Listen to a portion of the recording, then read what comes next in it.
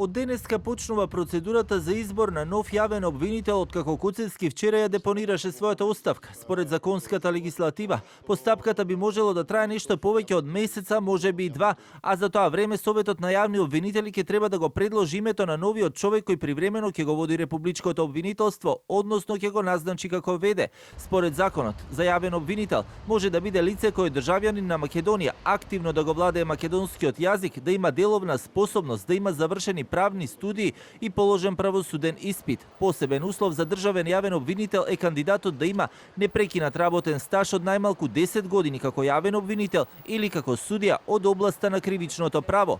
Рок за поднесување на пријавите е 15 дена од денот на објавувањето на огласот во Службен весник. Натаму во процедурата за избор на јавен обвинител по пријавувањето на кандидатите, владата треба да побара мислење од Советот на јавни обвинители за сите пријавени кандидати. Според законската регулатива, Советот на јавни обвинители е должен да подготви образложение, позитивно или негативно мислење во писмена форма во рок од 15 дена. Ако Советот на јавни обвинители од оправдани причини не достави мислење до владата, рокот се продолжува за уште 15 дена. Доколку и по овој рок Советот не достави мислење, се смета дека мислењето е позитивно. Ако пак Советот на јавни обвинители не даде позитивно мислење за ниту еден од пријавените кандидати, владата не може да утврди предлог за именување јавен обвинител на Македонија и ќе му предложи на собранието да распише нов оглас. Во гостување на Аргумент на телевизија 24 директорот на Transparency International Пандовски коментирајќи ги најновите случувања со јавниот обвинител само посочи дека во оставката на Куцевски препознава грешка.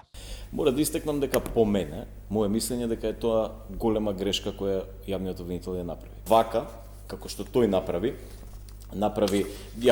ја спречи всушност собранието да расправа и со давањето на оставката по мене даде некаков сигнал дека сака да побегне од таа расправа и дека можеби на некој начин и прифаќа дел од вината која му се става на терет. Во меѓувреме не стивнуваат реакциите по вчерашната оставка на Куцевски и констатирањето на истата во законодавниот дом. Од ВМРО ДПМН и денеска обвинија дека како што велат Куцевски ги штител интересите на претходната влада предводена од СДСМ и ДУИ. СДСМ пак и вчера реагираа дека ВМРО ДПМН сака повторно да го врати времето на Груевски и како што наведуваа во дописот да се бираат суди и јавни обвинители од тефтерчињата, а пак вреди денеска во партиското соопштение наведуваат.